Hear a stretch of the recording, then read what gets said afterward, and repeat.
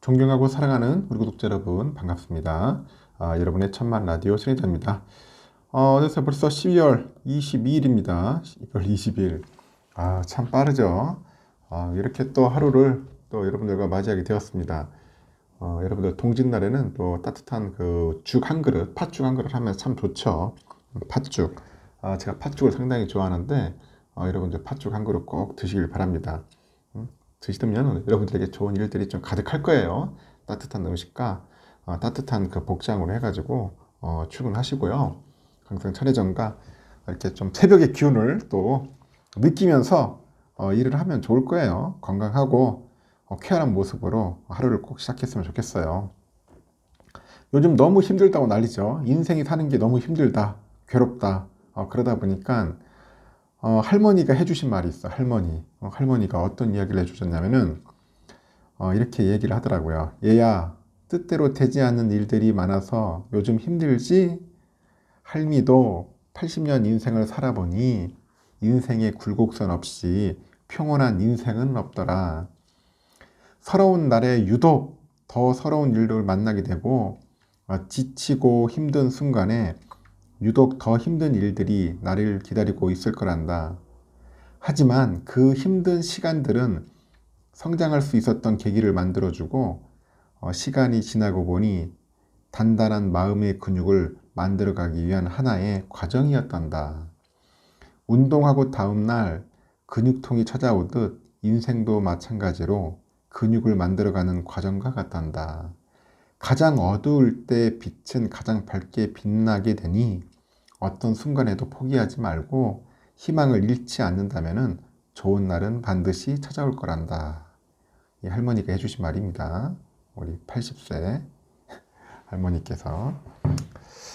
여러분들도 힘내세요. 힘내시고 살아보면은 우리가 또 우리가 굴곡처럼 살죠. 굴곡된 인생을 살아요. 오름이 있고 올라감이 있으면 내려감도 있고 내려가면 또 올라감도 있고 오르락 내리락 하는 것 같아요. 이 산을 많이 다니신 분들은 그걸 잘 깨달을 거예요. 하여튼 여러분들 잘 됐으면 좋겠습니다. 또 삼성의 이야기 한번 또 시작하도록 하겠습니다.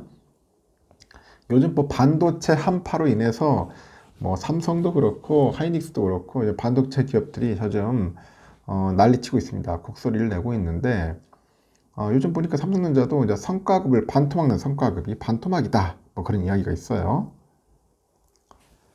반도체 한파에 삼성의 연말 성과급이 이제는 절반 수준으로 줄어들었다는 이야기입니다. 글로벌 경기 침체 여파에 회사 실적이 급감하는 거예요. 회사 실적이 급감하다 보니 하반기에 성과급도 크게 깎인 것으로 현재 알려져 있어요. 21일 업계에 따르니까 삼성은 이날 사내망을 통해 가지고 올해 하반기 사업부별로 목표 달성 장려금이 있어. TAI라고 하는데 TAI 지급률을 공지를 했어요. TAI는 그 삼성전자의 성과급 제도 중 하나인데 매년 보니까 그 상하반기 이렇게 해가지고 한 차례씩 지급이 됩니다. 이렇게 실적을 토대로 해가지고 소속 사업 부문하고 사업부 평가를 합쳐서 최대 월 기본급의 100%까지 차등 지급입니다. 100%까지 차등 지급하더라. 차등 지급을 하고요. 올 하반기 TAI는 상반기와 비교했을 때 큰 폭으로 좀 줄었습니다. 큰 폭으로 줄었고 특히 매년 그 하반기 그 월 기본급의 100%를 성과급으로 받아온 DS 부분에 반도체 부분에도 역대 최저 수준인 50%의 성과급이 책정됐답니다. 결국 반도체도 상태가 안 좋으니까 반토막 났다는 거예요. 스마트폰 사업부인 MX 사업부하고 TV 사업을 담당하는 영상 디스플레이 사업부도 50%를 받게 됐다고 하네요. 모두 상반기에 최대치인 100%를 받았는데 TAI가 절반으로 줄었다. 그런 거죠. 네트워크 사업부는 가장 높은 75% 정도 받은가 봐요. 냉장고와 세탁기 등 제품을 담당하는 생활가전 사업부는 가장 낮은 수준인 37.5%의 지급률이 통보됐다고 합니다. 이렇게 네트워크 사업부하고 생활가전 사업부는 상반기에는 각각 100%, 62.5%가 지급이 됐었습니다. 이처럼 TA가 줄어든 것은 경기 침체, 이 경기 침체로 TV랑 스마트폰, 반도체 등 이 제품 전반적으로 수요가 위축이 됐어요. 그러다 보니까 실적이 악화됐기 때문에 이제 풀이되겠죠. 지난 3분기 삼성의 매출이 76조 7,817억, 영업이익은 10조 8,520억이었습니다. 매출은 전년 동기 대비 3.1% 증가를 해가지고 역대 최대 실적을 기록했지만은 영업이익이 31.39%나 급감을 합니다. 4분기 실적은 더 악화될 가능성이 있습니다. 국내 증권업계가 추정한 삼성의 4분기 추정 영업이익 7조 9,970억인데 전년 대비 40% 이상 감소할 전망이고, 세계 최대 투자은행 그 골드만삭스가 삼성전자의 4분기 영업이익이 5조 원대까지 추락할 수 있다, 줄어들 수 있다, 그런 이야기를 하더라고요. 상당히 움츠려 있습니다. 움츠려 있다고 해가지고 또 해결해야겠죠. 능력을 또 보여줘서 극복했으면 좋겠습니다. 또 재미있는 또 소식이에요. 완전 삼성전자나 애플이나 상당히 조금 멘붕이 올 수도 있어요. 이번에는 그 탈착형 배터리인데, 이 탈착형 배터리를 만들어라, 완전 압박을 하는 것 같아요. EU에서, 유럽에서. 아주 웃기는 또 이야기들이 또 들리네요. 그 유럽연합이 이제 친환경 정책 일환으로 해가지고 배터리 탈착형 스마트폰 판매 의무화를 재추진하는 것 같아요. 그러다 보니 삼성전자, 애플 등 글로벌 스마트폰 제조사들이 긴장을 하고 있다, 그런 겁니다. 긴장을 하고 있다. 이 해당 법안이 통과되면은 이 스마트폰 제조사 입장에서는 제품 디자인을 바꾸고 제조 공정도 다각화해야 하는 등 이 생산 비용 증가를 피할 수 없기 때문이겠죠. 이 배터리 일체형 스마트폰에 또 익숙한 소비자들 사이에서도 이 혼란도 좀 증가하지 않겠냐, 불거지지 않겠냐, 뭐 그렇게 보는 것 같아요. 일단은 그 21일 관련 업계에 보니까 EU가 이제 지속 가능하고 재활용 가능한 배터리 생태계를 만들기 위해서 법안 논의에 착수를 했다고 합니다. 이 해당 법안은 부품의 그 추출부터 생산, 처분 등 이 전체 배터리 생애 주기에 대한 법안이에요. 이 법안이기 때문에 전자기기나 산업용 배터리, 자동차 배터리 등 그 유럽 내에서 판매되는 모든 형태, 이 모든 형태의 배터리에 이제 적용을 하게 되는 겁니다. 그래서 EU는 그 해당 법안의 탈부착 배터리 의무화를 그 시사하는 내용도 함께 포함된 것으로 현재 알려져 있는데, 이 제조사는 배터리를 아주 쉽게 교체할 수 있도록 이 디바이스를 약간 디자인해야 한다는 그런 내용이에요. 교체할수록 디자인해야 한다. 그래서 EU는 그 교체형 배터리 정책을 실행을 하면은 배터리하고 디바이스 수명을 늘려서 소비자 편의는 제고하는 한편에 이 배터리 문제로 인해서 뭐 수리 빈도나 비용과 전자 폐기물을 줄일 수 있을 것으로 현재 기대하는 것으로 보이는 것 같습니다. 앞서서 EU는 2년 전에도 스마트폰 그 수명을 연장, 그리고 전자 폐기물 감축 등을 이유로 탈부착 배터리 스마트폰 의무화법을 그 한 차례 추진한 바 있어요. 추진한 바 있는데, 당시에는 그 입법 문턱을 넘지는 못했어요. 근데 다만 현재 분위기는 사뭇 다르다고 합니다. 현재 유럽에서는 친환경 그리고 또 지속 가능성을 요구하는 목소리가 뭔가 갈수록 높아지고 있어요. 높아지고 있고, 최근에 또 스마트폰 충전 단자를 이 C타입이라 하죠. C타입으로 통일하는 법안을 통과시켰어요. 또 C타입으로. 이에 따라서 애플은 내년 아이폰 그 15, 15 시리즈부터 유럽에서는 C타입이 적용된 그 스마트폰을 공급할 것으로 예상이 됩니다. 이젠 지멋대로 할 수가 없어. 이렇게 해당 법안 통과 시에는 삼성전자나 애플 등 글로벌 스마트폰 제조사에게도 비용 부담이 좀 클 것으로 예상이 되는 것 같아요. 현재 스마트폰 기종 중에 탈착형 그 배터리 설계 기반으로 공급되는 그 모델이 극히 일부예요. 이에 따라서 스마트폰 설계를 크게 바꾸고 공정 라인업을 뭔가 이분화해야 하는 그런 과정이 들어가겠죠. 삼성은 지난 2014년이죠. 갤럭시 S5까지 탈착형 배터리 설계를 적용하다가 2015년부터 갤럭시 S6예요. 6부터 배터리 일정을 채택했습니다. 제가 S6를 써봤기 때문에 알죠. 이 탈착형 배터리 탑재 의무화가 시행되면은 이 바 형태의 그 뿐만 아니라 폴더블폰의 디자인 변화도 뭔가 불가피할 거다, 그런 이야기가 있습니다. 그래서 애플의 경우에 모든 아이폰 시리즈가 일체형이에요. 지금 애플은 일체형이고 이 법안 통과가 애플에 더 치명적일 수 있다. 뭐 그런 이야기도 있어요. 애플 좀 난리 났어. 또 한편 그 해당 법안이 통과되면은 소비자들 사이에서도 의견이 갈릴 것 같다. 그런 것 같습니다. 왜냐하면 디자인하고 방수, 방진 등 그 일체형의 장점을 선호하는 소비자층도 있어요. 특히 방수, 이 방수가 가장 난해할 것 같아요. 방수. 제조자 입장에서는 라인업 추가 또는 다원화나 그 설비 전환, 그리고 스마트폰 설계 변경 등 추가적인 비용이 더 들어갈 것이라고 하는데, 뭐 슬림한 디자인이나 보다 강력한 내구성 등 일체형을 선호하는 소비자들도 있기 때문에 이 배터리 탈착형으로 일어나는데 많은 어려움이 있을 것으로 예상된다. 그런 이야기들이 있는 겁니다. 참 이유도 보면은 상당히 갑질을 많이 하는 것 같아요. 뭐 아니 일체형이든 탈착형이든 그게 뭐가 상관인지 모르겠어요. 나 보면은 참 이유라는 나라도 나라 뭐 하여튼 골 때리는 조직이에요. 보면 유럽연합도 생각하면 할수록 참 황당스럽습니다. 하여튼 그렇게 추진할 것 같다는 그런 이야기들이 있어요. 요즘 보니까 또 재밌는 일들이 있는데 이거 삼성전자가 21일 업계의 그 최고 미세 공정인 12나노미터 이 12나노미터급의 그 D램 개발을 선언을 했습니다. 일단 생존을 위한 이 반도체 업체 간 기술력 경쟁이 더욱더 치열해지지 않겠나 생각이 들어요. 이 반도체 시장 불황에도 감사는 없다. 그렇게 선언한 삼성전자가 현재 기술력을 앞세워서 점유율 확대 경쟁에 뛰어들 것이라는 그런 분석이 있는데 삼성이 이날 공개한 12나노 그 15GB DDR5 D램은 지금까지 업계에서 공개된 공정 중 가장 앞서 있다. 그런 이야기를 하고 있습니다. 가장 앞서 있다. 이 D램 공정은 10나노에서 시작이 그래가지고 기술 경쟁을 거쳐서 현재 그 4세대죠. 4세대 1A를 이제 지나고 있어요. 그 12나노 D램은 5세대 1B 공정의 시작을 의미하는 겁니다. 이 서버나 PC에 주로 사용되는 DDR5는 차세대 D램 규격입니다. D램 규격인데 이 데이터를 읽고 쓰는 속도에 따라서 DDR1에서 5로 구분이 되는 거야.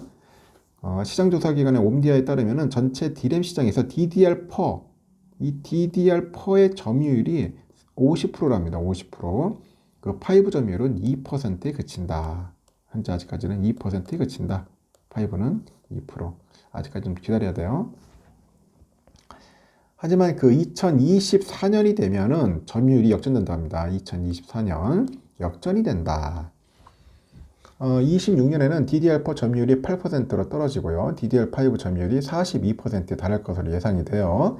그러니까 당장 내년부터 내년 데이터 센터 증설이 늘어나면은 신규 그 CPU를 위한 DDR5 수요가 증가할 것이라는 전망이 나오고 있어요. 지금 보니까. 그래서 여러분들 좀 참아야 돼요. 올해는 좀 힘들더라도 내년까지는 좀 참으면은 좋아질 겁니다. 일단 DDR5 기술력 확보에 주력하는 이유인데, 이주영 그 부사장이 그래요. 삼성전자 메모리 사업부인데, 12나노급 D램은 본격적인 DDR5 시장 확대의 기폭제다. 그 차별화된 공정과 기술력으로 개발된 이번 제품은 뛰어난 성능, 그리고 높은 전력 효율로 뭐 데이터 센터나 인공지능, 그리고 차세대 컴퓨팅 등에 사용될 것이다. 그렇게 됩니다. 결국은 DDR5가 엄청나게 팔려야 돼. 이 삼성전자 12나노 D램의 또 다른 특징은 뭐냐? 업계에서 유일하게 이 멀티레이어 극자외선 공정을 사용했다는 겁니다. 적용했다는 거다. 이 반도체는 수십 개 층으로 구성되어 있는데 이게 층마다 뭐 노광이나 뭐 식각, 하여튼 이런 공정들을 거쳐야 돼요. 주 공정을.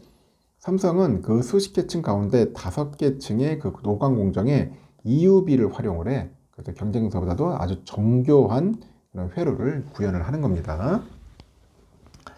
이런 삼성전자의 그 미세공정 기술은 경쟁사와의 격차를 벌리는 주요 배경으로 꼽히고 있고, EUV 장비를 확보하는 게 그 반도체 미세공정의 시발점입니다. 그 EUV 장비는 대당 가격이 한 3천억 정도 한답니다. 3천억. 장난이 아니죠. 고가예요. 그 반도체 기업들은 없어서 못 구하는 현재 상황이고, 휴대전화에 사용되는 고성능 저소비 전력 D램, 이걸 두고 또 벌어지는 기술 경쟁에서도 이런 차이를 엿볼 수 있어요. 삼성이 지난 10월이죠. 업계 최초로 전송 속도가 초당 8.5GB인 14나노 기반의 LPDDR5X를 이제 개발을 했어요. 또 이에 맞서서 지난달 미국 마이크론이 1베타 공정을 적용한 LPDDR5X를 공개했는데, 얘들은 EUV 장비 대신에 자체 개발한 멀티 패터닝 기술을 적용했다고 하더라고요. 하지만 이를 두고 반도체 업계에서는 그 멀티 패터닝 기술이 EUV 미세공정 기술력을 따라올 수 있을지는 의문스럽다. 뭐 그런 이야기를 합니다. 의문스럽다. 하이닉스는 그 한 계층에만 EUV를 적용하는 것으로 알려져 있고, 내년에 그 반도체 시장은 밝지만은 않다.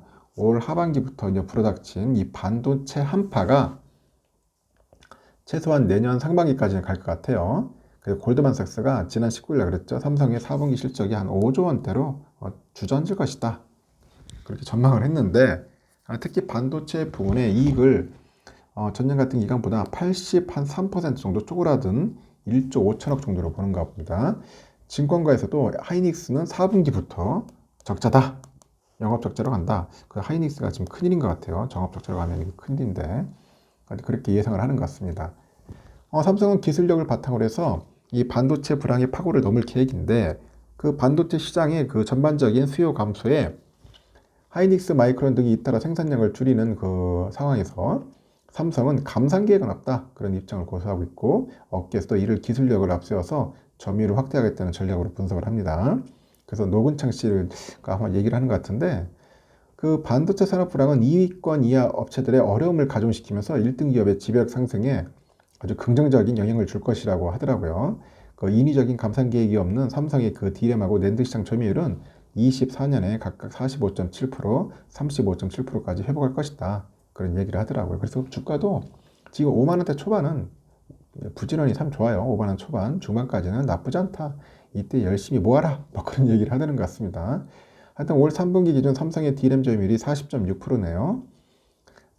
일단 삼성은 우선 1위를 공고하기 위해서 이날 개발하겠다고 발표한 12나노급 D램을 내년 본격적으로 양산합니다. 그래서 메모리 반도체의 또 다른 한 축이죠. 낸드 플래시 개발도 이어지고, 이 낸드 플래시 전원이 꺼져도 이 데이터를 저장하는 메모리 반도체입니다. 삼성은 10월에 그 삼성 테크데이 2022에서 2024년 9세대 V낸드 제품을 양산하고요. 2030년 1000단이죠. 1000단. 이 1000단 V낸드를 개발하겠다는 목표를 내세웠습니다. 삼성은 셀을 수직으로 쌓아 올리는 이 적층 방식으로 이제 고용량 배터리를, 메모리를 이제 개발해본 거예요. 개발한 겁니다. 그래서 앞으로 삼성전자 잘할 겁니다. 뭐 메모리 하면은 뭐 삼성이지 이길 자가 없죠. 이어서 또 보니까 이제 이재용 회장이 이제 글로벌 현장 경영에 다시 기동을 걸고 있어요. 그러다 보니 재계 이목이 현재 쏠리고 있습니다.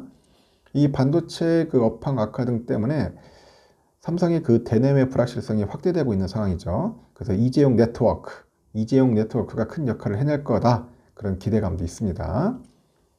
일단 이 회장은 오늘 23일 열리는 베트남 그 R&D 센터 준공식에 참석을 위해서 이날 오후에 서울 김포 비즈니스 공항센터 항공센터를 통해서 출국을 했어요. 그러니까 어제 출발했죠. 어제 21일이니까.